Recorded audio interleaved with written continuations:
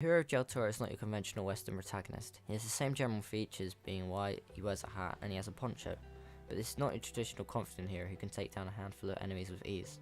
He is clumsy and dumb, which helps to play on the comedy aspects we went for, compared to a classical Eastwood spaghetti, which made him an almost silent gunslinger who could not be beaten. Our hero has weakness, and this isn't hidden throughout the film. Most of the cast in a spaghetti western were all Italian, other than the protagonist. We did not do this primarily because of the cast available to us, but also because it added a more comedic aspect. To have someone who is English make up another language, which managed to convince most it was genuine Spanish.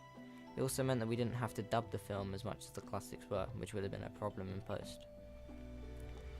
We kept the costume design of a western, with the protagonist having a poncho, the sheriff having a badge, and everyone wearing shirts and jeans.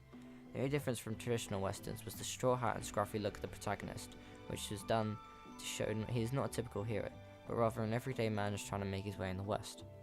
This made it funny to see as he takes on the well-dressed gunslinger, and in the final scene, which Del Toro reveals himself, makes both characters look the same in terms of their dress. Every character was equipped with a gun and a holster, which we spray painted to give a more realistic look. This is traditional in westerns, where only the woman would not be equipped with a Colt or Winchester.